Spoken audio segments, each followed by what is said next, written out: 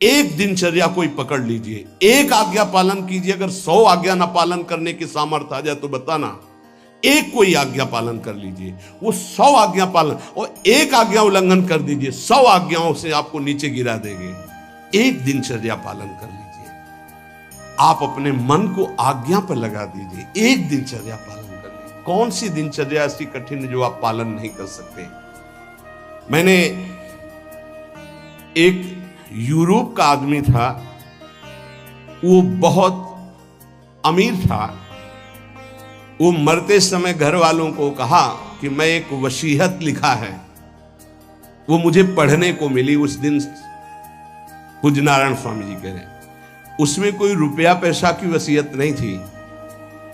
उसने एक बहुत मोटे अक्षरों में शब्द पूरा खाली, पूरी डायरी खाली, केवल एक शब्द, और कहा मैं ये वसीयत आप लोगों को लिखकर, time is money in the world.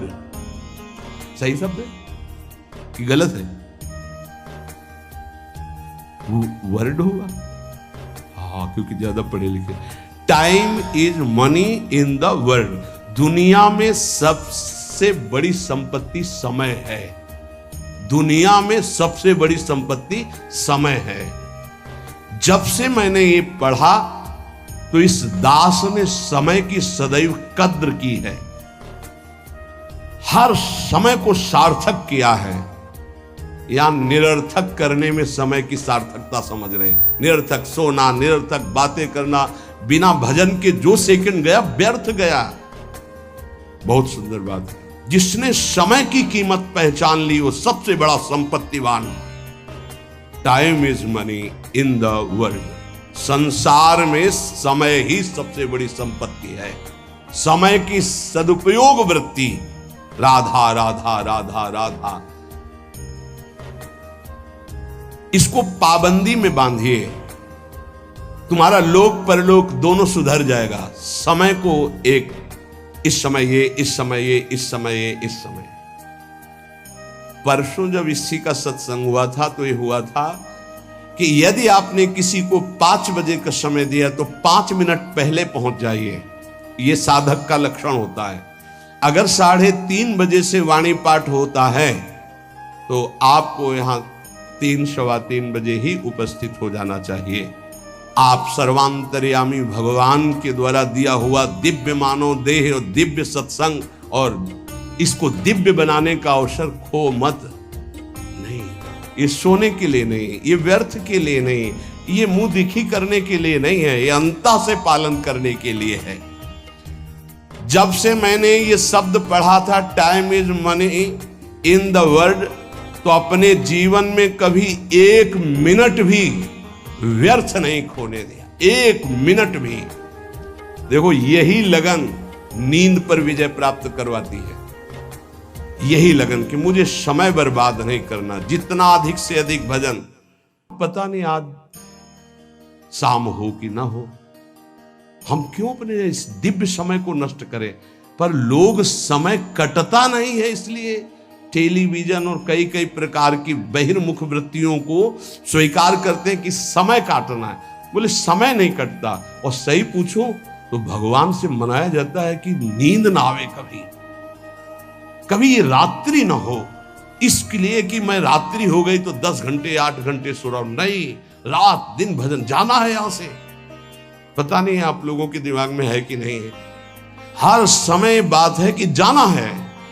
कोई भी मिनट आखिरी हो सकता है, बिल्कुल चलो, जाना है। फिर किस बात के लिए उदास हो जाना, निराश हो जाना? क्योंकि ये पक्का पता मुझे जाना है। कहां जाना है? लाडली जी के पास जाना है, जिनके लिए तरस रहे हैं, उनके पास जाना है। तो उसमें कोई भय है क्या कि जाना? जिनके लिए हम तरस रहे, तड़प रहे, उनके पास जाना है। जहां अनंत जन्मों से बिछुड़े वहां जाना है। कोई आश्चर्य की बात है, कोई दुख की बात है, कोई घटना की बात है, और जाने का ही बुलावा है। एक माई है, भयंकर कैंसर से पीड़ित है, मुस्कुराहट के सिवा कभी हमने उसके मुख में उदासी नहीं देखी। जब प्रणाम करके बाद, बहुत कृपा है लाडली जी की, बहुत कृपा है गुरु जी की, ये जीवन है। आपके अंदर अगर थोड़ी देर सोचो कि कैंसर की रिपोर्ट आ गई, अब कैसा लगेगा? कैसा लगेगा? तो भगवान ने हमें क्या दिया है? थोड़ी देर आंख बंद करके सोचो, यदि तुम्हारी आंखें ज्योति रहित हो जाए तो कैसा लगेगा? घबराहट पैदा हो जाएगी। आप देखो, अभी आंख बंद करो, सोचो अगर ये सदा सदा के लिए ऐसी हो गई तो भगवान ने कितनी कृपा दी। तुम सुन सकते हो, बोल सकते हो, देख सकते हो, सूंघ सकते हो, चल सकते हो, अभी स्वस्थ हो। समय की कदर करो, नहीं ये समय निकला चला जा रहा है, ये वापस नहीं आने वाला। और स्थिति ऐसी बना लो कि हर स्थिति में तुम्हारा मंजीरा बजने से रुके ना। पक्का जब भीषण कष्ट की स्थिति थी तब भी कहते थे व्हील चेयर में बैठा लो, हमारा नियम है इस समय बाहर निकलकर 4 चक्कर लगाना, आप लगाओ चक्कर। नहीं ऐसे नहीं बैठा लिए, हमारा नियम, और जो नियम है उठाओ हमको, टांग के ले चलो, हमारा शरीर का संस्कार करो वैसा चलो, टाइम बाय टाइम। ये क्यों हुआ? बचपन से इसका अभ्यास और भगवदाश्रय। इसीलिए सबसे प्रार्थना करते हैं, ये किसी एक के लिए नहीं है। व्याधि मंदिरम शरीरम व्याधि मंदिरम, कौन सा देवता प्रकट हो जाए? किडनी फेल कर, कितने प्रकार के रोग हैं भैया। और एक बार जहां रिपोर्ट आई कैंसर, खत्म किया, भजन साधन सब खत्म, चेहरे का रंग बदल, दिल बोले ब्लॉक हो गए दोनों नसें। अब वो परेशान, अरे ब्लॉक नहीं, फेल हो जा पास हो जा, इसमें क्या? राधा राधा हर समय तैयार है। जैसे आर्मी का जवान तैयार रहता है बॉर्डर पे कि कहीं से भी गोली आ सकती है, ऐसे बिल्कुल तैयार रहो, पक्का तैयार रहो। बार बार कह रहे हैं सावधान, समय की कीमत को पहचानो, हर श्वास में राधा राधा। एक हित धाम में आए थे, बोले अब बस वृंदावन आ रहा हूं, तो अचानक श्री जी की कृपा से दृष्टि में हमका, आप जाइएगा मत, अब यहीं रहिएगा। बोले नहीं अभी कुछ बेचने को रह गया, बेच करके बस फटाक से आया। हमका पता नहीं भगवान की क्या लीला है, हमारा मन कह रहा है मत जाइए। बोल नहीं महाराज, अभी जब कई महीना नहीं आए तो परिचय के जो आते थे पूछा, तो उन्होंने बताया उनका एक्सीडेंट हो गया, कई जगह से उनके अंग टूट चुके हैं वैसे। फिर जब आए थे तो एम्बुलेंस में आए थे कई महीने बाद, तो रो रहे थे। उनका भगवान प्रारब्ध टालना चाहते थे पर प्रारब्ध प्रबल हो गया, आप आज्ञा पर महत्व नहीं दिए, और वो ऐसी परिस्थिति अब कभी नहीं आ सकती। बड़े स्वस्थ और चलते फिरते, सूचना मिली कैंसर, 2 महीने में हालत खराब, पर वो तो समर्पित थे, तो यहाँ वेदांत हॉस्पिटल में आके धाम बेसरी। कुछ भरोसा नहीं इसका, जो बहुत अकड़ के चल रहे हैं और लंबा समय इतना कमा के रख दें कि 7 पीढ़ियां तक खाती चले जाएं। बड़ा व्यवस्था के ऊपर व्यवस्था, ये नहीं सोच रहे यहां से जाने की तैयारी हम क्या कर रहे हैं। नारायण स्वामी जी कहते हैं, गोस्वामी तुलसीदास जी महाराज के दोहे हम अपने जीवन में सामने रखा है, आप भी सुन लीजिए। सत्य वचन आधीनता परतीय मातु समान, इतने में हरि ना मिले तो तुलसीदास जवान। मैं इस बात की गारंटी लेता हूं कि यदि आप वाणी से सत्य बोलेंगे और भगवान की अधीनता और पराई माता बहनों के मात्र दृष्टि से, तो तुम्हें भगवान मिल जाएंगे पक्का। इतने में ना मिले तो इसकी जमानत मैं लेता हूं, गारंटी मैं लेता हूं, निश्चित भगवान मिलेंगे। मैंने बहुत इस दोहे को सामने रखा है, सत्य वचन और भगवान की आधीनता और परती मात समान, इतने में हरि ना मिले तो तुलसीदास जमान। आधीनता का साधन एकमात्र भगवान का दृढ़ भरोसा। जब मैं गोमती नदी के किनारे भजन किया, नारायण की आज्ञा से, अलग अलग आज्ञा होती जाती थी भगवान की, तो वहां से चाहे वो हिंदू हो, चाहे वो मुसलमान हो, चाहे ईसाई हो, कोई भी निकले, हमको सबको नारायण दिखाई दे, सब में नारायण दिखाई देते थे। सबकी चरण रज माथे पे लगाता, सबकी चरण रज माथे पे ले। अगर कोई इस साधन को कर ले तो बहुत जल्दी देहाभिमान गलित हो जाए।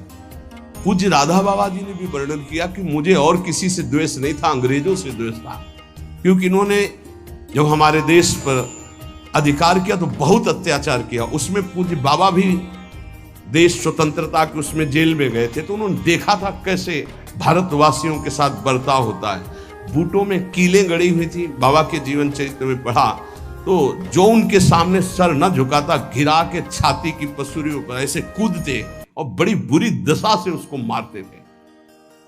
बाबा का भी, बाबा ने जब पीछे से आ रहा था अधिकारी तो बाबा ने सर नहीं झुकाया कि चाहे मार डाले मैं इसके विदेशी के आगे सर नहीं झुकाऊंगा।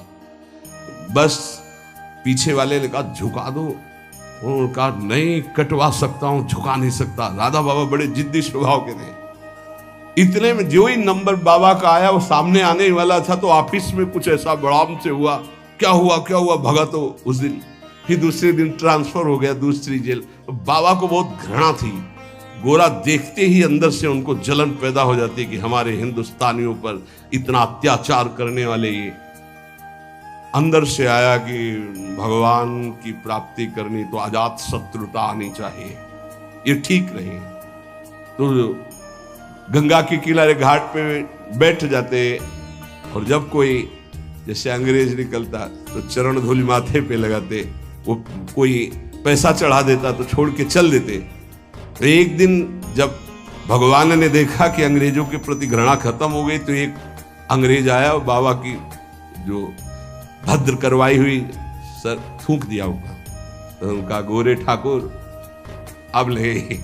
अब ईर्ष्या आपसे या द्वेष आपसे या घृणा नफरत नहीं हो सकती, आप ही हो। बस अंदर से वृत्ति गायब हो गई और हुआ काम हो गया, अब मुझे इसकी जरूरत नहीं। तो यहां ये कह रहे कि दास ये कहता है कि यदि सबके प्रति, देखो महापुरुषों के वचन है, यहां अगर परम पद में आरूढ़ होना है, भगवत प्राप्ति करनी है तो सर्वान वस्तुतया निरीक्ष परम स्वाराध्य बुद्धिर्मम।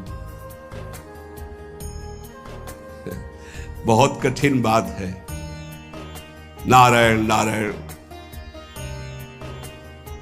एक बार दास से कोई बिगड़ा, दास ने सर झुका दिया और कहा पादुका उतारो और इस पर प्रहार करो। फिर भी हे नाथ आपसे द्वेष नहीं हो सकता। कैसे कोई इन महापुरुषों को समझे। पैर का जूता निकालो और सिर को खूब पीटो, ये सिर भी आपका है, नाथ आप ही हो। ये स्थिति है, ये स्थिति है, नाथ आप ही हो। आज तक परिस्त्री को आंख उठाकर कभी काम भाव से नहीं देखा। क्या महापुरुषों ने करुणा करी कि अपनी स्थिति बताई। जब कभी मन ने साधन काल में आकर्षण किया तो हमने ऑपरेशन करके दिखाया मन को कि क्या है। चमड़े से ढका हुआ शरीर, मांस हड्डियां, मूत्र द्वार, मल भरा हुआ उदर में, फौरन मन भागा और नारायण की शरण में गया। ये क्यों लिख रहे हैं? साधकों के लिए। कभी कोई पाप कर्म, नारायण तब अजपा जा। आपसे प्रार्थना है जब आपका मन ऐसे करे तो ऑपरेशन करके मन को दिखाए कि कुछ नहीं है, व्यर्थ में क्यों समय नष्ट करोगे, क्यों हृदय मलिन करोगे। जो नियम तुम स्वयं स्वीकार किए हो या गुरुदेव ने दिए हो उसे कभी भी किसी भी स्थिति में नहीं छोड़ना चाहिए। चाहे सुखद परिस्थिति हो चाहे दुखद परिस्थिति हो, आप उपस्थित हैं उस समय। चाहे वो भजन का हो, चाहे वो सेवा का हो, चाहे वो व्यवहार का हो, आप ध्यान दीजिए, आपको परमार्थिक बहुत लाभ होगा यदि आप ऐसा करेंगे। भगवान की जो इच्छा है उसमें तुम राजी होना सीख जाओ। ये बात हमने एक, जैसे यूरोप की उससे ऐसे हमने एक, अब हमको तो ज्यादा अंग्रेजी आती नहीं, let the will of God be done, DONE डर। हाँ भाई हम तो ज्यादा पढ़े कि जो भगवान की इच्छा है उसमें अपनी इच्छा को मिला दो। मैंने ये सूत्र अपनी डायरी पे लिखा। हमारे यहाँ चतुराशी जी में, ये तो अंग्रेजी से लिखा, हिंदी से, जोई जोई प्यारो करे सोई मोहि भावे। ये सूत्र है, अगर इसको स्वीकार कर लिए, समस्त चिंताओं से मैं मुक्त हो गया इस सूत्र से। भगवान की जो इच्छा है उसमें अपनी इच्छा मिला दो। लेकिन इतना भजन होना चाहिए कि ये पता चले कि भगवान की इच्छा है कि मेरी इच्छा है। इसमें समझना ही तो सब भगवान की इच्छा मान के फिर कहेंगे कि भगवान की इच्छा के बिना पत्ता नहीं हिलता है, तो जितना पापाचरण वो सब भगवान की इच्छा से हो। नहीं, ऐसा नहीं। इसीलिए विवेक की आवश्यकता है, मन के संकल्प को और भगवत इच्छा को देखना। कैसे जानेंगे भगवान की इच्छा है और कैसे जानेंगे मन की इच्छा है? जो इंद्रियों की विलासता का संकल्प बना करके कार्य किया जाता है वो मन की इच्छा होती है, और जो बिना संकल्प के अकस्मात, वो भगवान की इच्छा। जैसे हम जा रहे हैं, किसी को जरा सा धक्का लग गया, उसने पीट दिया हमको, ये मेरा कोई संकल्प नहीं था। या अचानक कोई ऐसी घटना घट गई, सामने वाले को दुख पहुंच गया, मेरा संकल्प नहीं था। या किसी भी तरह की कोई, वो भागवतिक होता है विधान, हम उसमें अपनी इच्छा, मन के संकल्प के द्वारा जो इंद्रिय जनित, वासना जनित, वो भगवान की इच्छा नहीं होती। पर इतना अंतर्मुख साधक हो तभी तो पहचान पाएगा। सारी चिंताओं से मैं मुक्त हो गया जिस दिन ये सूत्र पढ़ा। अर्थ उसका है कि भगवान की जो इच्छा है उसमें अपनी इच्छा को मिला दिया।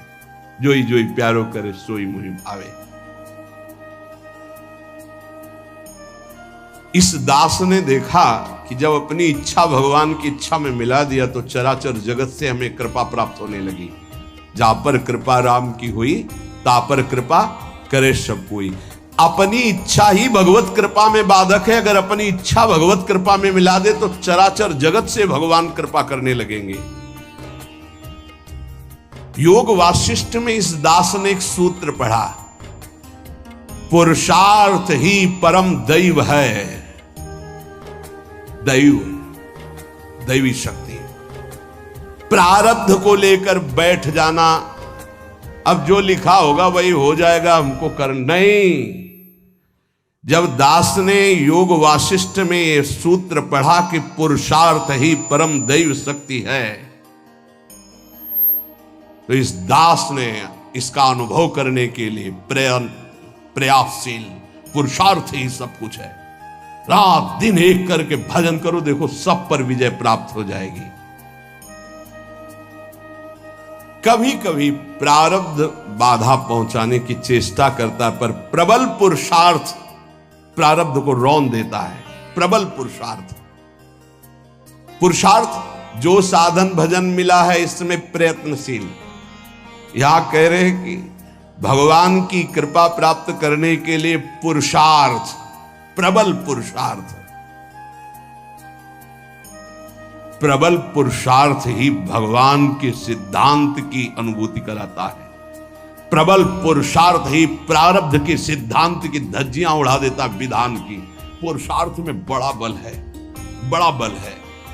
पर पुरुषार्थ भगवान के नाम जप से माना जाएगा, और ये लौकिक पुरुषार्थ प्रारब्ध को नहीं मिटा सकता। भगवान का नाम जप, जब हमारा पुरुषार्थ प्रबल होता है भगवत कृपा से, तब अद्वैत भाव की सिद्धि अत्यंत अनिवार्य हो जाती है। हर मार्ग के उपासक को अद्वैत भाव, एकमात्र जो सर्वत्र है वो यहां भी है, गुरुदेव भगवान को। इसके बाद द्वैत प्रेम का आता है। पहले द्वैत से अद्वैत और अद्वैत से द्वैत।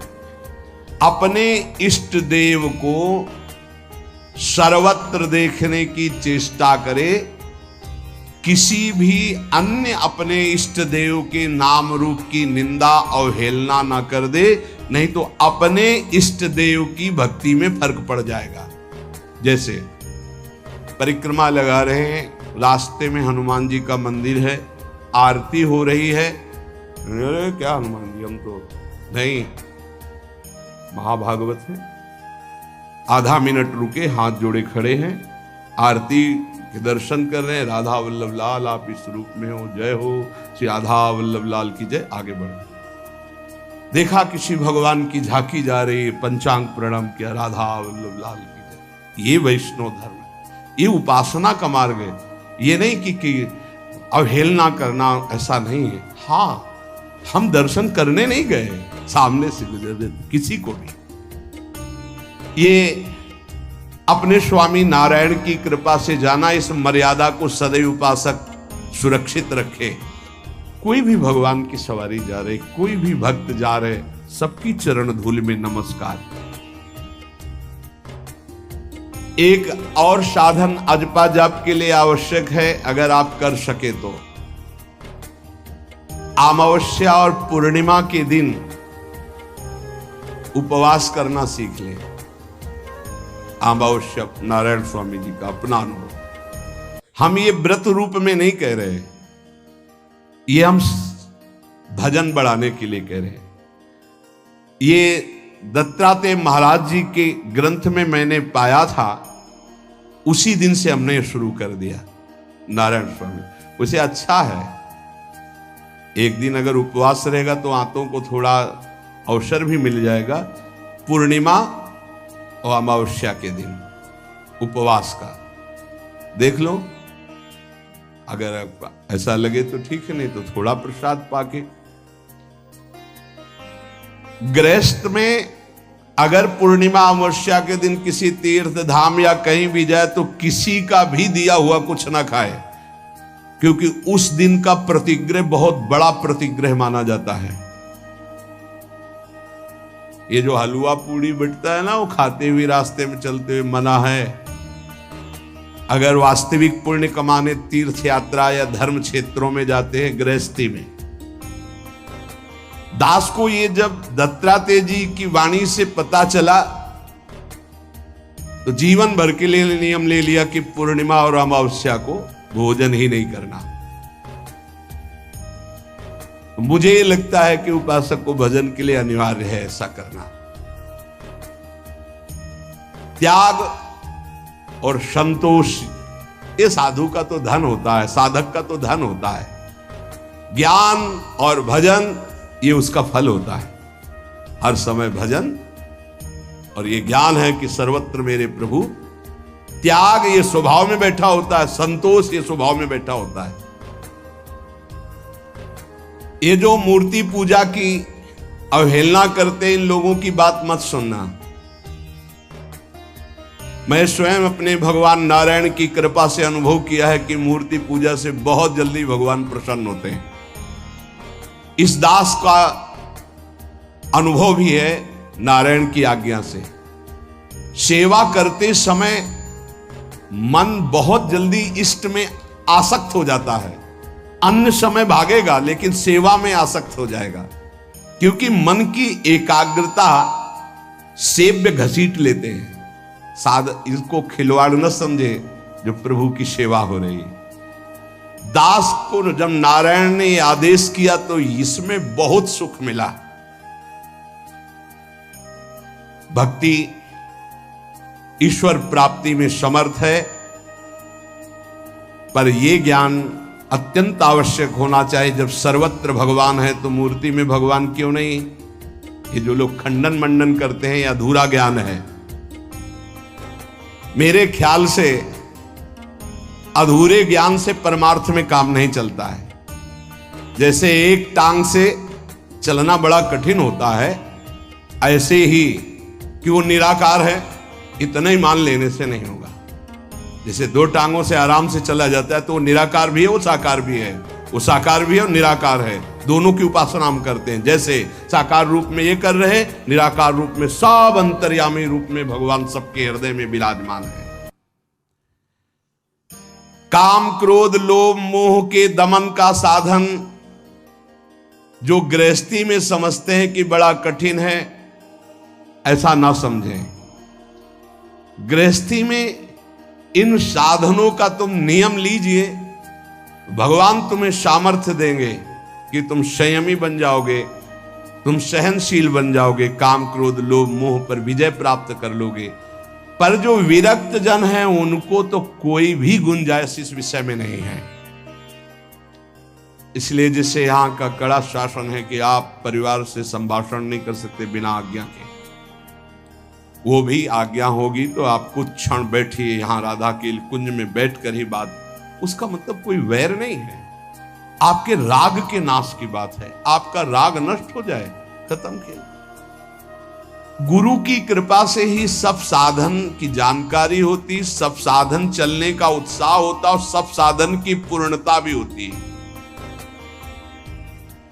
सदा अंतर में गुरुदेव भगवान बैठ करके साधन की प्रेरणा करते हैं, कराते हैं और सफलता प्राप्त कराते हैं। इसीलिए कहा कि व्यक्ति कभी गुरु नहीं हो सकता और गुरु कभी व्यक्ति नहीं हो सकता। वैसे मेरा हृदय तो बहुत कठोर है, नारायण स्वामी जी कहते हैं, पर पता नहीं कैसे रिझाए माखन चोर की आकर के मेरे हृदय को माखन बना दिया। भगवत कृपा से, गुरुदेव नारायण की कृपा से, दयालु श्री कृष्ण के चरणारविंद में चित्तवृत्ति अर्पित हो चुकी है। ये आखिरी उतार। अब तो दास जैसे जी रहा है वो आखिरी दोहा तुम्हें बता रहा हूं। 3 टूक कौपीन के अरुभाजी बिन नोन, रघुवर जाके उर्वसे इंद्र बापुरो कौन। ये मेरा जीवन है नारायण स्वामी। एक रस्सी, एक टाट की लगूटी और बिना नमक की सब्जी। मेरे हृदय की स्थिति है, ना मुझे मोक्ष चाहिए, ना 14 लोकों का राज्य चाहिए, ना मुझे ज्ञान चाहिए, ना भक्ति चाहिए, बस केवल केवल सुमिरन, बस याद में उनकी डूबा रहता हूं, बस कुछ नहीं चाहिए। देखो मेरे हृदय में जो था मैंने बता दिया, तुम देखो अपने हृदय में क्या लाना चाहते हो। नारायण नारायण नारायण। नारायण स्वामी के जीवन की ये अमूल्य शब्द आप सुने। महापुरुषों के अनुभव खोज खोज कर इसलिए सुनाए जा रहे हैं कि कोई भी महापुरुष पर श्रद्धा हो जाए, किसी भी महापुरुष के वचन आप स्वीकार कर लें, आपका जीवन कृतार्थ हो जाए, आपका भजन चलने लगे, आप विषयों से निवृत्त हो जाएं, आप दुखों से बचकर भगवत प्राप्ति कर लें। शेष चलते आगे। श्री राधा वल्लभ लाल की।